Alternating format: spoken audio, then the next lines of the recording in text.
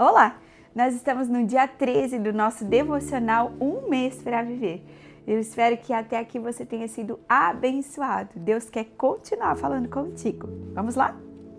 Lixa, aparando as arestas. Jackson Brown diz: lembre-se de que todas as pessoas que você conhece temem alguma coisa, amam alguma coisa e perderam alguma coisa. John Soutart diz: as únicas pessoas às quais você deve tentar dar o troco são aquelas que o ajudaram.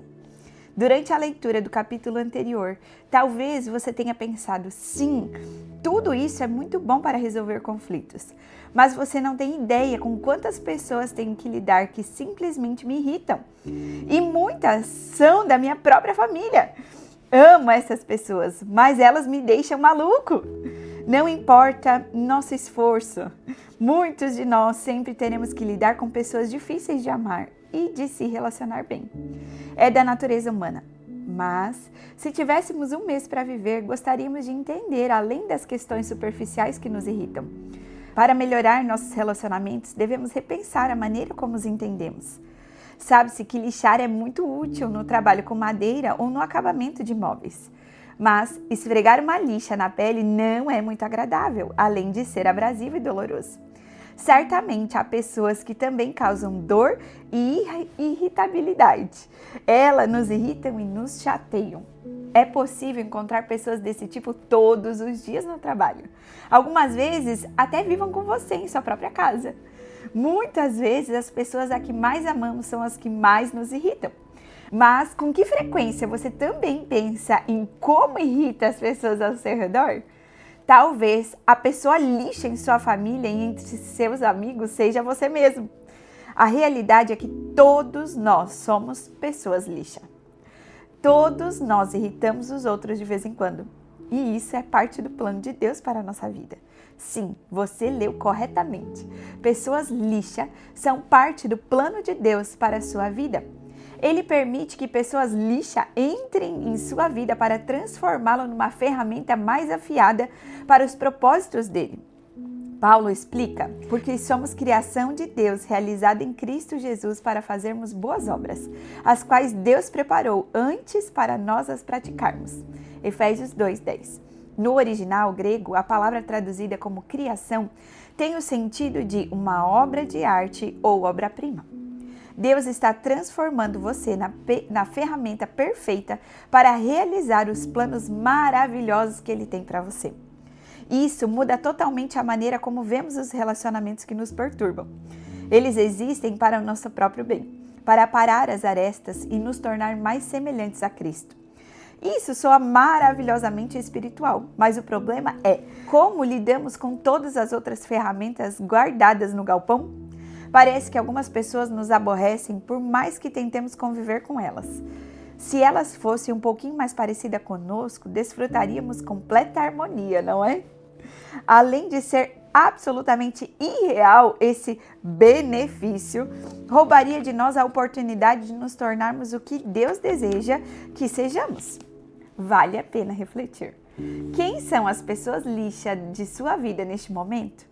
Alguém da sua família, um colega de trabalho, um chefe, um funcionário, um amigo ou um vizinho? Com que frequência você precisa interagir com essas pessoas?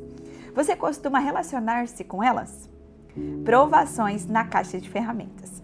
A Bíblia apresenta um princípio orientador para aprendermos a nos relacionar bem com as pessoas lixa e termos um impacto duradouro em nossos relacionamentos. Não é fácil, mas a adoção desse princípio pode mudar profundamente a dinâmica dos seus relacionamentos. Se não for para tolerar, mas sim crescer em nossos relacionamentos lixa, precisamos ter a perspectiva do carpinteiro sobre as pessoas e realizações. Temos de ver as pessoas difíceis em nossa vida sob uma nova luz. O primeiro passo nesse processo é identificar de que modo as pessoas nos aborrecem. Embora cada indivíduo seja único e todo relacionamento seja especial, descobri que há algumas maneiras gerais de ver os relacionamentos irritantes. O primeiro grupo me lembra uma trena. São aquelas pessoas que sempre dizem que você está aquém do que deveria. São perfeccionistas, insaciáveis, que se sentem impelidas a estabelecer padrões para todas as pessoas. Não se cansam de medir, mesmo sabendo que os outros nunca chegarão ao ponto que desejam. Em resumo, elas julgam as outras pessoas por seus próprios padrões de retidão. Outro tipo de pessoa é o martelo. Os martelos costumam ter a sutileza de um trator, impondo seus desejos aos outros e abrindo caminho à força. Em torno das pessoas martelo, os outros pisam em ovos, porque nunca sabem quando elas vão cair sobre sua cabeça. Geralmente são expansivas e exigentes, ou sutis e manipuladoras, mas são obstinadas em usar a força da própria vontade para conseguir o que desejam. Depois, vem aqueles que parecem ter a habilidade natural de cortar os outros. São as pessoas serra. Numa discussão, elas sabem exatamente o que dizer para ferir você com maior intensidade. Suas palavras podem ser sarcásticas ou diretas, mas sempre têm o poder de cortar fundo e deixar os outros sangrando, caídos no chão. As serras sempre ganham as discussões, não por estarem certas, mas porque cortam o outro num ponto que o enfraquece. Você tem alicates de pressão em sua vida? Você sabe, aquelas pessoas que o apertam e não sabem quando largar? Elas são extremamente carentes e costumam sugar a vida dos outros que estão ao seu redor. Desconhecem limites sociais e relacionais e saltam de crise em crise, precisando de constante apoio e encorajamento. Um alicate de pressão se prende a você e afeta todos os outros relacionamentos. Na caixa de ferramentas da vida também encontramos o esmeril, aquela pessoa com personalidade explosiva que espera para entrar em cena e jogar faísca para todo lado. Com o esmeril está o machado, aquele tipo de pessoa que arranca enormes pedaços por onde passa. Tendem a ser negativas, sempre reclamando e procurando maneiras de cortar as esperanças e os planos dos outros. Suas primas, amachadinhas, normalmente cortam pedaços menores, mas apegam-se a feridas passadas e provocam dor mais prolongada. Você adivinhou? Elas não sabem como acabar com o assunto. Por último, mas não menos importante, estão as pessoas massa. São aquelas que não têm consistência, destituídas de espinha dorsal, desejosas de agradar e sempre cordatas. Mudam como camaleões sem deixar que você saiba como, na verdade, são ou pensam. A pessoa massa sempre diz sim, mesmo que se sinta muito pressionada. Quando classificamos as pessoas dessa maneira, ficamos tentados a pensar: como consigo me relacionar com tantas ferramentas irritantes na oficina? Ou talvez você pense que fiz a mais perfeita descrição de sua família. Seja qual for o caso, devemos aprender a enxergar além dos danos que cada uma das ferramentas pode causar e descobrir como construir um futuro significativo juntos. Vale a pena refletir. Pense de novo nas pessoas lixa da sua lista no início deste capítulo. De que maneira cada uma delas se encaixa nos diversos tipos de ferramenta? Quais ferramentas mais irritam você? Por quê? A perspectiva do carpinteiro. Não conheço ninguém que seja normal. Você não é normal. Eu não sou normal. Todos nós somos únicos. Não há outra pessoa no mundo como você. Embora sejamos muito diferentes, estamos todos na mesma caixa de ferramentas. No entanto, em vez de trabalharmos juntos para construir relacionamentos duradouros como Deus deseja, muitas vezes somos tentados a criticar. É sempre mais fácil apontar as falhas ou os defeitos de outras pessoas, em vez de procurar as próprias deficiências. Veja o que Jesus fala sobre isso. Mateus 7, do 3 a 5. Por que você se preocupa com o cisco no olho do seu amigo, enquanto há um tronco em seu próprio olho? Como pode dizer a seu amigo: deixe-me ajudá-lo a tirar o cisco do seu olho, se não consegue ver o tronco em seu próprio olho? Hipócrita! Primeiro livre-se do tronco do seu olho, então você verá o suficiente para tirar o cisco do olho do seu amigo. Temos a visão aguçada para encontrar ciscos nos olhos de qualquer pessoa. Conseguimos enxergar aquela pequena partícula, o erro, o problema, o pecado ou a falha de caráter na vida de outra pessoa. E mal conseguimos esperar para apontar aquilo. E aí exclamamos: você realmente tem um problema aqui. Mas, diz Jesus, eis o verdadeiro problema. Você está tentando tirar o cisco do olho de outra pessoa, embora tenha um tronco no próprio olho. O que mais você vê por aí são pessoas com troncos nos olhos.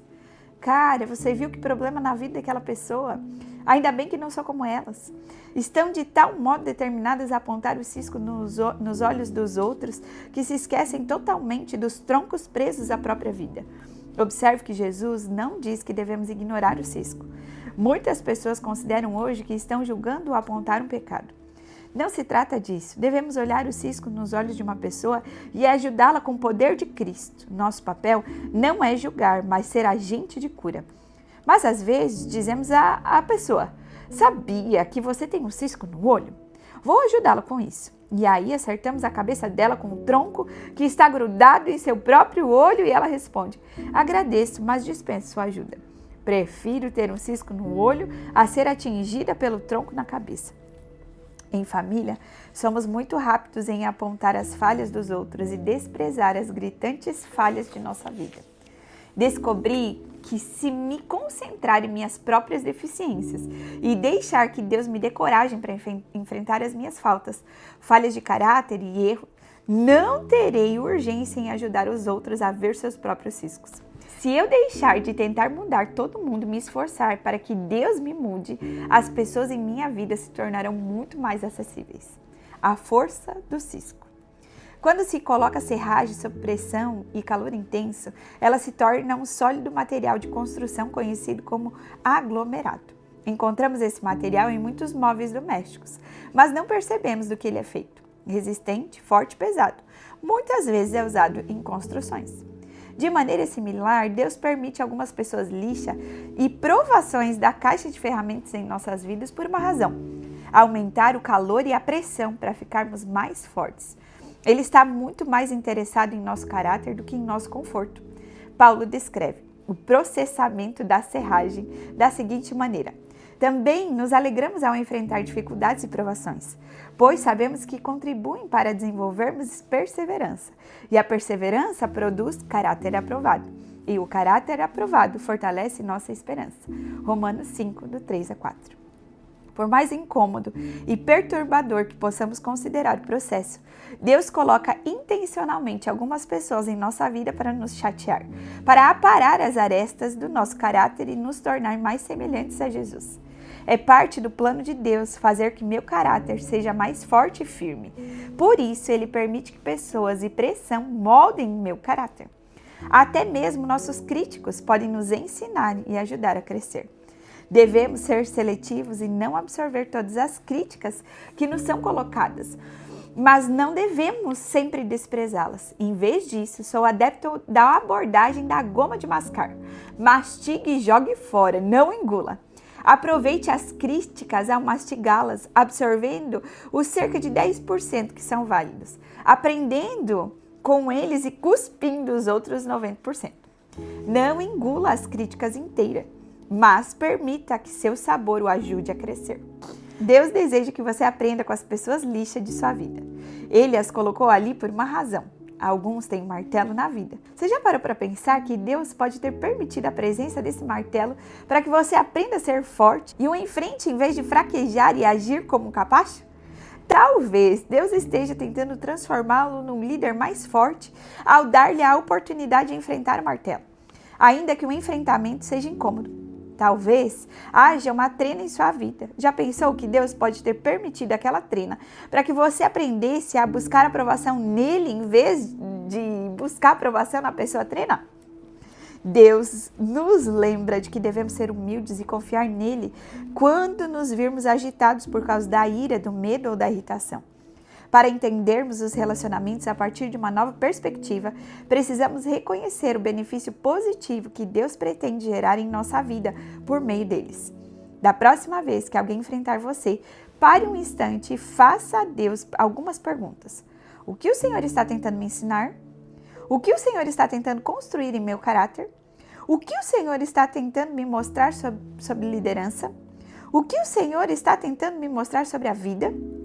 Para finalizar, você vê as pessoas difíceis em sua vida a partir de uma perspectiva completamente nova, não apenas quando percebe que Deus teve um motivo para colocá-las em seu caminho, mas também ao notar que Ele teve um motivo quando colocou você na vida delas. Deus deseja revelar aquelas pessoas um pouco de amor, de paciência e da misericórdia dele. Você pode ser a única face de Jesus que elas venham a conhecer. Deus deseja surpreendê-las com o amor dele de uma maneira que só você pode fazer, para a vida toda. Leia novamente a descrição dos vários tipos de ferramenta. Qual delas descreve melhor a maneira como você às vezes se relaciona com as pessoas? Você é um martelo, uma serra, um machado ou outra coisa? A verdade é que a maioria de nós é uma ferramenta multiuso e reage de maneiras diferentes, dependendo do contexto e de nossa química com as pessoas. Avalie como seus diferentes relacionamentos geram diferentes reações, defensivas e ofensivas. Com que frequência você aponta problemas na vida de alguém? Raras vezes, ocasionalmente, muitas vezes. O que costuma motivar suas observações? Passe um tempo em oração pedindo que Deus o ajude a remover as vigas de sua própria vida, antes de falar sobre o cisco na vida das outras pessoas. Descreva uma pessoa de seu convívio que o irrita constantemente. Como você se relacionou com ela no passado? Se soubesse que tem apenas um mês para viver, o que gostaria de dizer-lhe? O que o impede de dizer hoje? Que Deus te abençoe. Vamos viver como as pessoas lixas, sendo elas você e eu. Até mais.